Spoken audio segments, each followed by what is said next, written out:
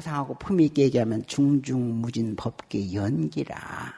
고로 나하고 치중한 인연이 있는 영가를 천도하는 것, 이것은 운명이요 숙명이요 팔자요 숙제요. 우리가 꼭 풀어야 될 것들이다. 어떻게 풀 것이냐. 살아있을 때 관계 안에서 못 풀었다고 한다면은 먼저 가셨다 하더라도 그들을 위해서 기도하는 것, 이것은 그냥 뭐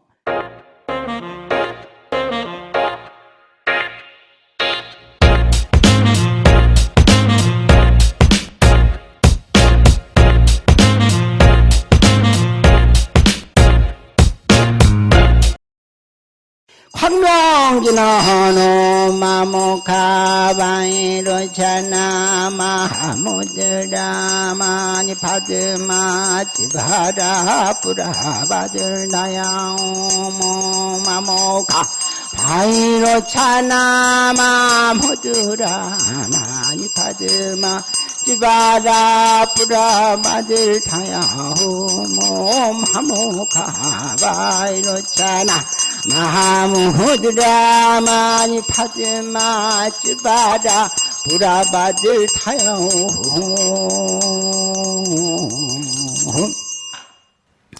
삼복더위에 부처님 말씀을 간단히 전하는 시간 갖도록 하겠습니다. 다시 말씀드리면 짧게, 가능한 한 짧게 부처님 말씀 전하는 시간 갖도록 하겠습니다. 대신 여러분들이 가지고 있는 법요집을 덮고 스님의 말에 귀를 기울여 주시면 삼부에 귀하는 구체적 행위가 되지 않을까 생각을 합니다.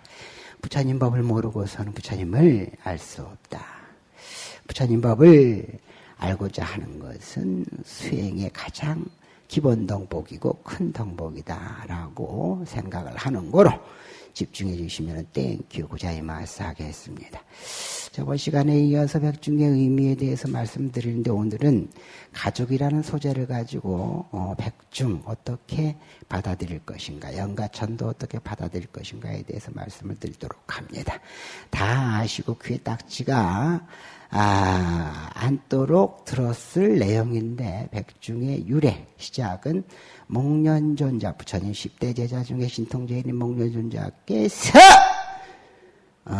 지옥에 있는 어머니를 구제하고자 하는 데서 비롯됐다. 그 방법은 자자일에, 회양일에 많은 스님들에게 100가지, 꼭 100가지가 아니어도 되고, 한 가지라도 좋고 1000가지라도 좋고 정성을 다한다라는 의미가 되겠습니다. 이제 일테면 10억은 요즘 돈도 아니니까네. 한 1000억 가진 사람이 과일 한 상자 보시하고 나는 정성을 다했다라고 하면은 여러분들 믿겠어요, 안 믿겠어요? 안 믿지? 사과 상자에다가 5만 원짜리를 가득 채워서 보시했을 때 그때 정성을 다했다, 좀 했다라고 얘기할 수 있는 거예요. 예? 그런데 또 찢어지게 가난한 사람이 3일 굶었는데 자기가 가지고 있는 사과 한 쪽을 부처님께 보시했다, 스님들께 보시했다라고 한다면은, 그러면 그것은 정성을 다했다. 이것은 빈자 1등, 찢어지게 가난한 거지 신분의 난타가 부처님께 공양 올리고자 기름을 사서 등을 켰는데 그것이 꺼지지 않았다. 부처님께서 말씀하시기를 어떤 연유인가, 이것은 정성을 다하여 올렸기 때문에 이 공덕이 무량하여서 그 어떤 것으로도 끌 수 없는 것이다 라고 얘기한 것처럼, 요는 마음이지 100가지가 중요하지 않다라는 얘기입니다. 그러니까 여러분들이 가만히 돌이켜보세요. 마음을 다하고 있는 건지, 그런데 행위를 보면 마음을 다하고 있는지 다하고 있지 않은지를 알 수가 있어요. 부모님한테 엄마 나는 엄마를 사랑해, 아버지 나는 아버지를 사랑해, 부모님 은혜에 보답해야 돼 라고 하는데 요양병원에 있는데 3년에 한 번 찾아가. 그것은 부모님에게 효를 다하고 있는 것이고, 일테면은 사랑하는 마음이 있는 거예요, 없는 거예요? 없는 거지. 그러니까 행위를 보면은 마음을 읽을 수가 있다라고 하는 겁니다. 그래요. 그래서 어찌됐든지 간에 그 공양을 올려가지고 지옥문을 열게 해서 지옥에서 고통받는 조상을 구제했다라는 것이 핵심 포인트인데, 돌이켜서 이제 우리 업을 한번 생각을 해보면, 일테면 불교는 업 빼놓고는 시체, 여러 가지 해탈을 얘기하고 뭐 무상무화를 얘기하고 합니다만은 그 출발은 업입니다. 자아적 실체가 없는데 자라고 얘기하는 것이 무엇이냐? 업이다. 업이 인과를 낳고 윤회를 하는 것이다. 근데 업은 자라고 할 수 없다. 하지만 스스로가 만들어낸 것이다. 그래서 스스로 소멸할 수 있는 것이다. 원천적으로는 없을 때 실질적으로는 작용하는 것이다 라고 볼 수가 있는 것이죠. 쉽게 얘기한다면은 나는 이렇다라고 하는 성격이나 나는 이렇다라고 하는 습관이나 입맛이나 이런 모든 것들은 태어나면서부터 나는 갈비를 좋아해요 라고 하는 얘기가 없고 자라나면서 갈비를 뜯어봤더니 참으로 갈비가 맛있더라. 참으로 갈비가 맛있더라. 그때부터 갈비를 좋아하게 됐고 그렇단 얘기예요. 그래서 그 업이라고 하는 것은 본래 있지 않았으나 만들어지는 것이고 그 다음부터는 갈비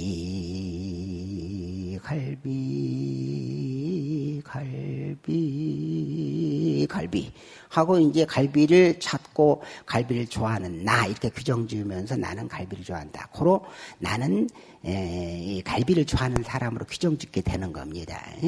그러니까 자는 없을 때 그 업이 자를 대신한다라고 하는 것이죠. 또한 그 갈비를 좋아하는 것이 다음 행동을 일으킨다라는 겁니다. 초복이라고 그래가지고 우리 서방님이 힘을 써야 된다 해서 장어를 구워놨어요. 누가? 보리성이. 묘정거사가 미국에서 공연을 마치고 미국의 한인재단에서 이제 초청을 해가지고 우리 묘정거사가 심사도 하고 공연도 하고 할 수 있는 일체 경비를 다 대고 초청을 해가지고 거기서 그냥 미국에서 일을 마치고 돌아왔어요. 돌아와서 되게 아팠대요. 그 촌놈이 미국을 가가지고 이렇게 하려고 하니까 얼마나 아팠겠어요. 그런데 미국 자주 가요. 내가 알기로. 그런데 어쨌든 간에 이번엔 갔다 와서 되지게 아팠대요. 그래서 이제 우리 보리성이 우리 신랑이 그냥 가서 돈 벌어오니라고 애썼다 해가지고 초복에 장어를 구워줬단 말이야. 그런데 묘정거사 신랑이 막 화를 버럭내. 응? 내가 장어 좋아하냐? 갈비 좋아하지. 응? 갈비를 해야지, 갈비. 이런단 말이야. 그러니까 갈비를 좋아하는 업이 다음 행동을 결정짓고 이것에 갇히게 돼 있다. 보리성은 장어가 힘을 쓴다 그래가지고 장어를 선의에 의해서 했는데 묘정거사는 내가 좋아하는 갈비에 갇혀가지고 이것이 이제 선악, 소위 말해서 대립관계를 만들고 네가 나쁜 짓을 했다. 이렇게 이제 얘기가 되는 거예요. 이 얘기는 깊이 생각해 볼 문제입니다. 스스로에 갇히면은 이렇게 대립 갈등을 낳고 선악이 만들어지고 선악의 분별에 의해서 같이 한번 해봐요. 분별에 의해서 이 분별은 자기 중심적 분별이라는 얘기예요. 같이 한번 해봐요. 자기 중심적 분별. 그래서 이제 분별을 떠나면 이를테면 모든 도인이 얘기하는 것이고 부처님 말씀의 핵심인데 자기 중심적 분별을 떠나면 세상이 훤히 보이고 거기에서 괴로울 것이 없다. 왜냐하면 자기가 좋아하는 갈비를 내세우지 않았던 분별이 없고 거기서 괴로움도 없고 그렇단 얘기예요. 그런데 그 업에 갇혀서 그것이 자기인 줄 알고 그렇단 얘기입니다. 그래서 업 빼놓으면 시체인데 그 업은 어떻게 짓느냐? 같이 한번 해봐요. 관계 안에서 짓는다는 얘기예요. 날씨가 이러면은 더워가지고 잠부터 와요. 그러니까 잠이 오면은 스님의 탓이라고 생각할 것도 없이 내가 지금 도를 구하고자 하는 마음이 이렇게 허접해서야 하면서 허벅지를 확 꼬집어요.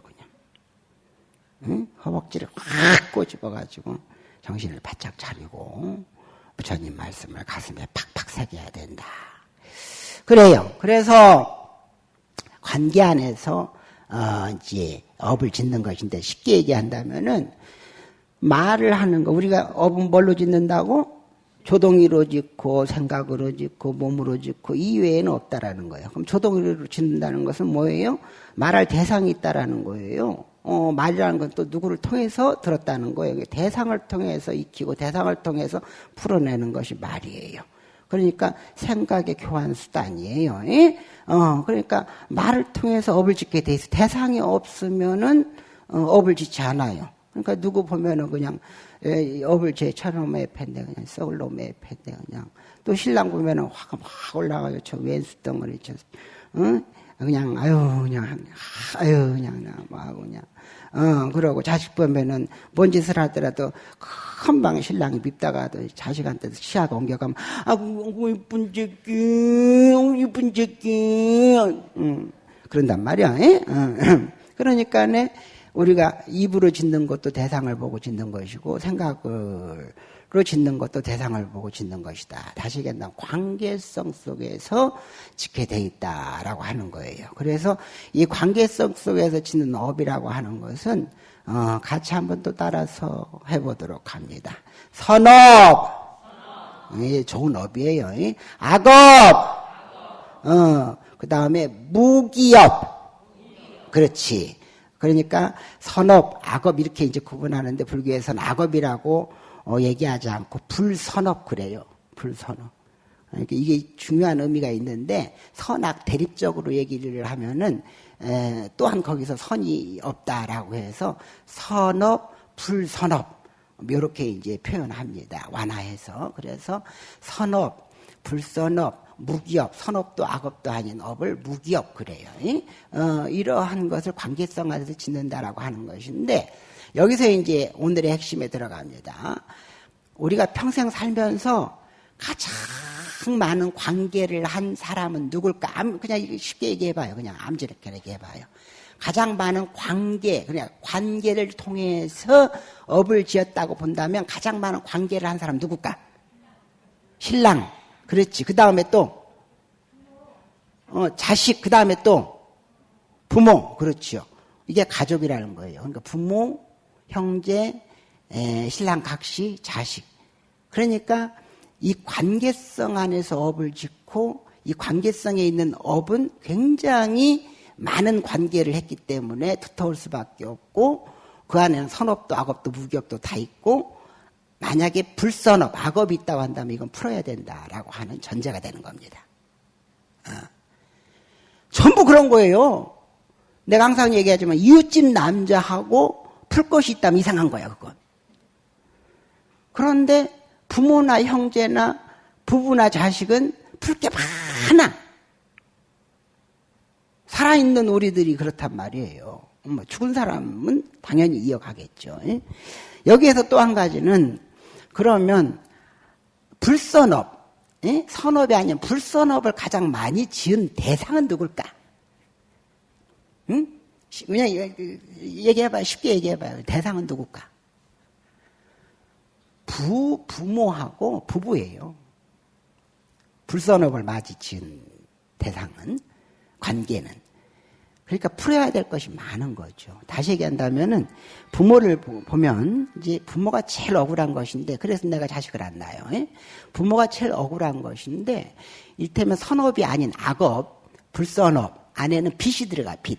내가 은혜를 입었는데 그 빚을 졌는데 빚을 갚지 않은 대상이 들어가요. 그러면 내가 살면서 가장 빚을 많이 진 대상은 누굴까요? 부모죠. 싫으나 좋으나 싫으나 나를 키워줬으니까. 역으로 나를 낳고 버렸다고 한다면 내가 살 수 있어 없어요?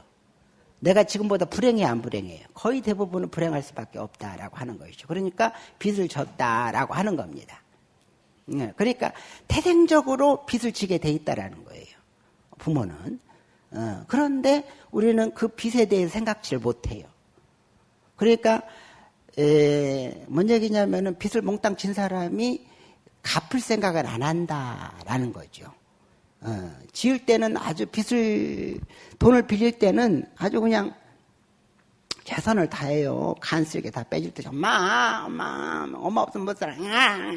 쩔쩔쩔 따르다니 그냥 그런단 말이에요. 그런데 빚을 갚을 때가 되면은 남을 나라 해요. 그러니까 이제 그 채무 관계에 있어서 가장 많은 빚을 진 대상은 부모다. 이건 부인할 수 없는 사실이에요. 근데 거기까지만 해도 괜찮은데 또 한 가지는 뭐냐면은 우리가 신구의 악업 중에 가장 많은 또 악업을 지은 대상은 누구냐? 가장 많은 구업의 악업, 생각의 악업을 지은 대상은 누구냐? 불행스럽게도 부모예요. 부모야. 그러니까 이게 뭔 얘기냐면, 스님 나는 그렇게까지는 안 한 것 같은데요 라고 생각할 수 있는데, 우리가 성장하면서도 그렇고 지금도 그렇고 이때면 스트레스를 받을 때 가장 편하게 가서 소가지를 낼 수 있는 대상이 누구예요? 부모예요. 부모. 부모는 소가지 대상이야. 소가지 내는 대상이야. 그러니까 아무 죄 없는 부모는 영등포에서 뺨 맞고 한강에서 화풀이 하듯이 어디에서 일테면 열받고 부모한테서 화풀이를 하는 겁니다.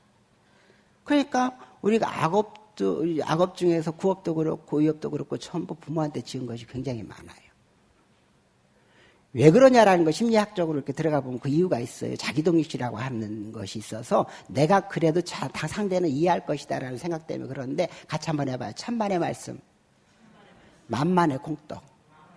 부모도 인간이요. 악다구니 들으면은 속에 화살이 꽂혀요. 그런데 그걸 다만 표현하지 않을 뿐이요. 그런데 우리는 당연하게 그 소가지를 내도 된다고 생각을 해요. 상처를 준다는 생각을 못 해요. 그래서 빚을 지는 겁니다. 구업을 짓고 위업을 짓고 신업을 짓는 겁니다. 누구한테? 빚을 갚아야 될 대상한테. 가장 많은 채무를 졌는데도 불구하고 그 채무를 갚아야 될 대상한테, 채권자한테 가장 많이 소가지를 내는 거야. 가불관계가 이렇게 뒤바뀐 거예요. 이것을 우리는 같이 한번 해봐요. 무지, 무명, 무명이라고 그런다. 무지라고 그런다. 지혜 없음이라고 그런다라고 하는 것이죠. 그래요. 부부도 마찬가지입니다. 부부도 밖에서는 참 천하 호인이에요.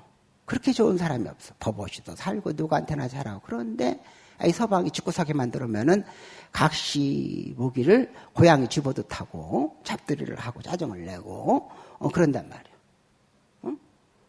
응? 묻은 거사는 안 그렇죠? 응?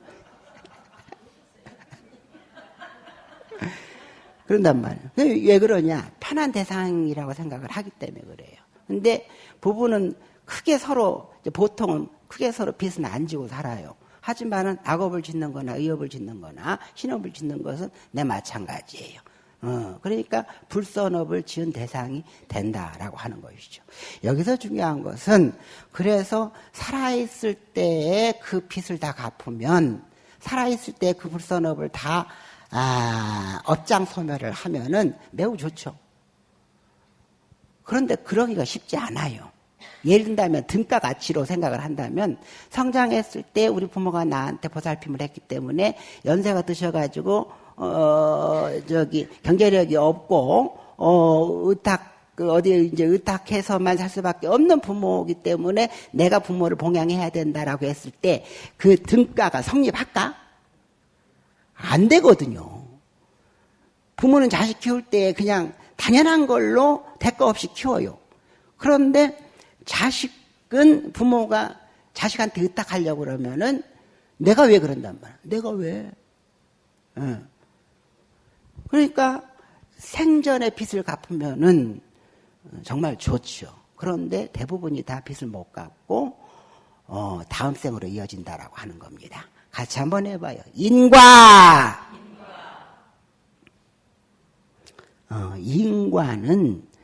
인과는 생멸을 거듭하면서 이어지게 돼 있다라는 거예요. 그러니까 이 생에서 끝이라고 하지만은 다음 생으로 이어지지 않느냐. 그럼 얼마나 좋겠어. 나도 이러고 살고 싶지 않아. 나도 이 생에 캐세라세라하고 그냥 즐겁게 활락 속에서 하고 싶은 거 다 하고 살고 싶어. 그러나 인과가 따르기 때문에 이 생이 따르고 다음 생이 따르고 그 생이 따르고 먼 생에도 따르고 그 인과라는 것은 나만 있는 것이 아닌 관계성 안에서 전부 이루어지기 때문에 나의 업은 자식의 업이고 주변의 업으로 영향을 미치게 돼 있는 것이다. 이거잖아요. 그래서 어쨌든 간에 다음 세까지 가는 그 인과에서 분명히 우리가 청산을 해야 된다라는 거죠. 우리 같이 한번 따라서 해봅시다. 내가 지은 거 청산하자. 청산하자. 그래요. 청산을 해야 되는 겁니다. 근데 청산을 이렇게 못하면은 이제 끝까지 이어지게 돼 있다라고 하는 거죠. 그래서 우리가 다음 생에 영가가 고통을 받고 있다라고 한다면, 내지는 다음 생에 어떤 모습으로 살아간다고 한다면은 분명하게 이 생에 내가 빚을 못 갚았다고 한다면은 반드시 다음 생으로 이어지는 이 관계 안에서 빚을 갚아야 된다라고 하는 것이 이 백중이에요. 그러니까 다음 생에 어떤 모습으로 태어나서 있든지 간에 영가를 위해서 이렇게 공양을 올리고 기도를 하고 한다라고 하는 건 영가에 긍정적인 영향을 미치게 돼 있어요. 영가가 고통 속에 있다는 고통을 가벼이 하는 거, 고통을 가벼이 함으로써 영가가 좋아요. 그 영가가 좋다라는 것은 다시 나에게 돌아오게 돼 있는 거예요. 이것이 선의 선순환이에요. 선의 선순환, 복의 선순환이에요. 그러니까 우리가 살아가면서 보면은 상대에게 도움을 주는 것은 상대에서 그치는 것이 아니고 다시 나에게 선순환으로 돌아오게 돼 있는 것이다. 악의 악순환도 마찬가지예요. 세상 이치가 다 그래. 순환이라는 것은 인과적 이치고 윤회적 이치예요. 관계적 이치고, 관계적 이치, 순환, 관계적 이치, 인과적 이치를 얘기하는 것이 순환인 겁니다. 내가 너를 이롭게 하면 네가 나를 또 이롭게 한다라고 하는 것이고, 내가 너를 해롭게 하면 네가 나를 또 해롭게 한다라는 거예요. 그러한 이치 안에서 우리가 생사를 거듭하는 윤회 안에서 영가가 고통받고 있다고 한다면은 그 고통의 대상이 더군다나 가장 치중한 인연이라고 한다고 본다면은 그 영가를 위해서 이렇게 복을 짓고 복을 지음으로써 영가가 업을 가벼이 하고 안락을 얻고, 기가 막힌 얘기입니다. 안락을 얻는 거예요. 안락, 편안함을 얻는 거예요. 상황적 고통은 마음의 고통이요. 그래서 마음의 고통을 가벼이 한다는 것은 상황적 고통에서 벗어난다는 얘기야. 그러니까 궁극적인 불교는 안락이야, 안락. 같이 한번 해봐요. 안심인명. 안심인명. 마음을 편하게 한다는 거예요. 그 마음을 편하게 함으로써 그 편안한 가운데 영가의 기운이 삶에 미치는 것이고 삶이 바뀌는 것이고, 또한 영가의 기운이 공간을 떠나서, 이거 중요한 얘기입니다. 공간을 떠난다는 것이 이 생과 현생, 우리가 사는 생과 다음 생이 이렇게 나눠져 있다고 생각을 하는 천만의 말씀, 만만의 공덕이에요. 여러분들이 안 믿을지 모르겠지만 부처님께 삼천대천 세계를 얘기했어요. 불가설. 그러니까 숫자의 무한수를 얘기할 때 불가설이라고 얘기해요. 말로 할 수 없는 숫자. 왜 부처님 그 얘기를 했을까? 요즘 천체 망원경 가지고 우주를 보는데 몇백억 광년, 비스속도로 갔을 때 몇백억 광년 떨어진 그 은하계를 관찰하는 시대가 됐어요. 그것이 우주의 전체야. 그것도 아니고 불가설 헤아릴 수 없는 허공세계 3천대천 세계가 있는데 거기에 우리 인간이 미칠 수 있는 그 과학적 지식으로 몇백억 광년을 간 거기가 터럭이란 말이야. 터럭. 그러니까 부처님께서는 우주는 불가설 일로 우리의 개념, 숫자의 개념으로는 표현될 수 없는 그러한 광대무변한 세계가 있다라는 거요. 그 세계는 뭐라? 중중무진 법계 연기 관계성으로 이루어지게 돼 있다라고 하는 겁니다. 나와 보리성과의 관계만이 중요한 게 아니고, 이것만이 관계하는 것이 아니고, 우리의 이 물리적으로 거리가 그렇게 떨어진 우주 가운데 있는 그러한 은하계하고 이 지구 안에 나와도 이렇게 관계성 속에서 이루어지고 움직여지고 있다라는 거예요. 그런데 하물며 사가 다 했다 그래가지고 거기서 끝난다? 관계가 소멸됐다. 천만의 말씀, 만만의 공덕이. 예를 든다면 이런 거예요. 사과가 떨어졌어요. 끝났어요. 거기서 끝날까? 사과 안에 씨앗이고 그 씨앗 안에서는 전생이 지은 것이 이어져 나가는 거잖아요. 사즉 생이고 생즉 사야. 이것이 인과고 인과는 거듭거듭 이어져 나가는 것이고 그러한 거로 끝은 끝이 아니고 시작이고 시작이 시작이고 끝이라는 거예요. 뭔 얘기인지 아시겠어요? 그러한 거로 단절되는 건 없다라는 것이고 돌아가셨다 하더라도 거기서 나와 관계가 끊어졌다. 이건 있을 수 없는 거예요. 시간적인가 공간적인가 물리적인가 안에서 이 관계성 안에서 끊어지는 건 없는 거예요. 고로 우리가 영가를 위해서 기도한다라고 하는 것은 영가가 좋을 것이 영가가 좋다라는 것은 다시 관계성 안에서 누구한테 돌아온다? 나한테 돌아오고 내 가족에게 돌아온다.